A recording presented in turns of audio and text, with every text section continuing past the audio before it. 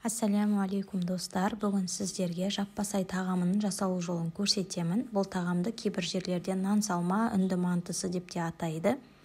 Ол үшін ең алдымен қыздырылған майда етті қуырып аламыз. Менде сиыр еті, орнына қойдың етін пайдалансаңыздар да болады, не болмаса піскен етті де пайдалана беруге болады.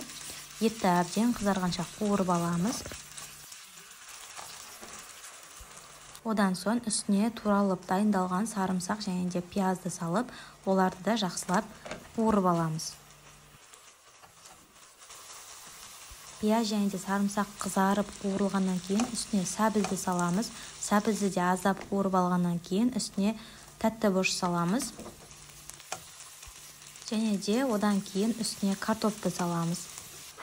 Барлық жеміс жидегімізде ұсақтап туралған болуы керек. Картопты да кішкене қуырып алғаннан кейін үстіне дәміне қарай тұз, бұрышты саламыз, және де мен паприка қостым. Қалауынша әртүрлі дәмдеуіштерді қоса беруге болады. Және де одан кейін мен үстіне қатырылған қызанақты салдым. Жеміс жидектерді өзіңіздің талғамыңызға қарай қоса берсеңіз болады. Ендігі кезекте үстіне суымызды құйып, су қайнағаннан кейін табамыздың бетін жауып, баяу отқа қоямыз. Енді осы аралықта қамырымызды дайындайық. Ол үшін бізге жұмыртқа салмасына қарай тұз және де су қажет болады. Кәдімгі қарапайым астын, яғни бешбармақтың қамыры сияқты дайындаймыз.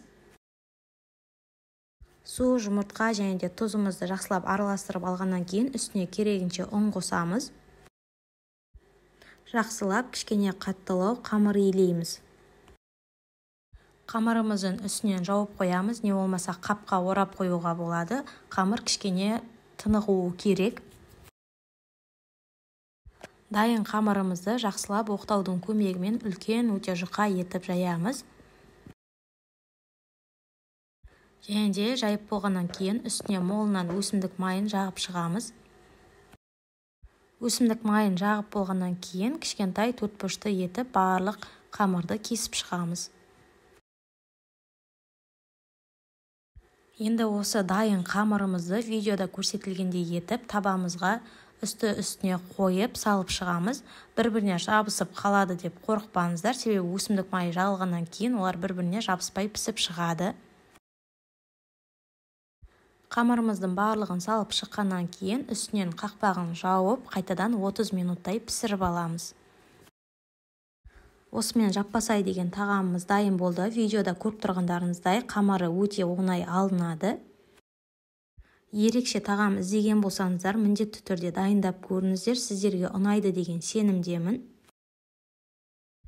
Видеом ұнаған болса, лайк басып, пікір қалдырып, және де міндетті түрде мен каналыма тіркелуге ұмытпаңыздар.